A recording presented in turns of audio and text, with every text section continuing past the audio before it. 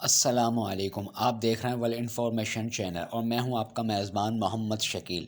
ناظرین، آج میں آپ کو بتاؤں گا خوابوں سے متعلق کچھ دلچسپ حقائق اور معلومات۔ ہزاروں سال سے انسان کا متجسس ذہن یہ کھوج لگانے میں مصروف ہے کہ وہ خواب کیوں دیکھتا ہے اور ان خوابوں کا مطلب کیا ہوتا ہے۔ لیکن اب سائنسدانوں نے دریافت کیا ہے کہ ہمارے لیے خواب دیکھنا ازحد ضروری ہے۔ اسی لیے اس حیرت انگیز موضوع کے بارے میں ہمارے رویے میں ڈرامائی تبدیلی آئی ہے۔ خوابوں کے بارے میں تحقیق جدید نفسیات کا سب سے دلچسپ حصہ بن چکی ہے۔ خوابوں کے مفہوم اور بھول جانے والے خوابوں کے مقصد کے بارے میں سائنسدانوں نے بہت سے نظریات پیش کیے ہیں، جن سے یہ بات واضح ہے کہ ہمارے خواب محض اتفاقیہ نہیں ہوتے، یہ ہمارے لیے بہت مددگار ثابت ہو سکتے ہیں۔ مثال کے طور پر اپنی صحت کی حفاظت کے لیے ان سے فائدہ اٹھایا جا سکتا ہے۔ ہم ان سے لطف اندوز ہو سکتے ہیں اور اپنے شعور میں بھی اضافہ کر سکتے ہیں۔ آئیے ہم آپ کو بتائیں کہ ہم خوابوں کو ان مقاصد کے لیے کیسے استعمال کیا جا سکتا ہے۔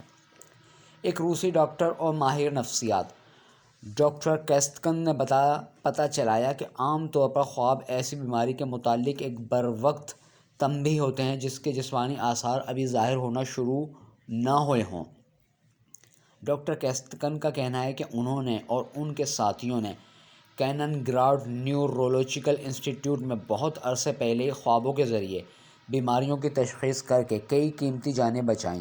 اگر ان بیماریوں کی تشخیص روایتی طریقوں سے کی جاتی تو نتائج منفی ہوتے، جبکہ ایک نظریہ یہ پیش کیا جاتا ہے کہ اگر آپ بار بار ایک ہی خواب دیکھیں تو اسے خطرے کی گھنٹی سمجھیں۔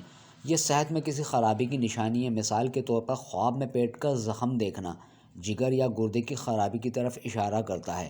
خواب میں کسی کا تعاقب کرنا یا حسد محسوس کرنا ذہنی بیماری کی طرف اشارہ کرتا ہے۔ اگر آپ خواب میں مسلسل اپنے آپ کو کسی چٹان پر سے گرتا دیکھتے ہیں تو یہ اس بات کا اشارہ ہے کہ آپ کی شریانیں سخت ہو گئی ہیں، لیکن خوابوں کی مدد سے آپ اپنی بیماریوں کی تشخیص خود نہ کرنے بیٹھ جائیں۔ ڈاکٹر کیستکن نے اس طریقہ کار پر 40 سال کام کیا ہے۔ یہ کام ایک ماہر ہی انجام دے سکتا ہے۔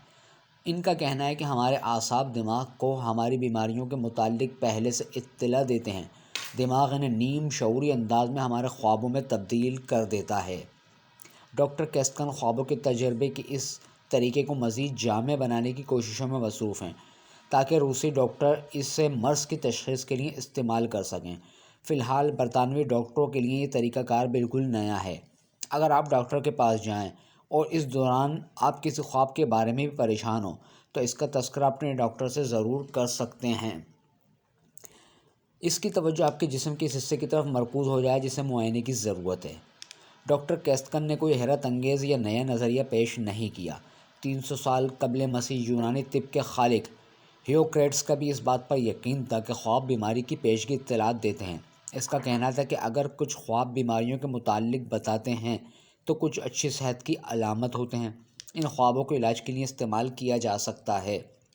چمکیلی دھوپ، روشن ستارے، بڑے بڑے دریا اور سفید کپڑوں کو خواب میں دیکھنا اچھی صحت کی علامت ہے۔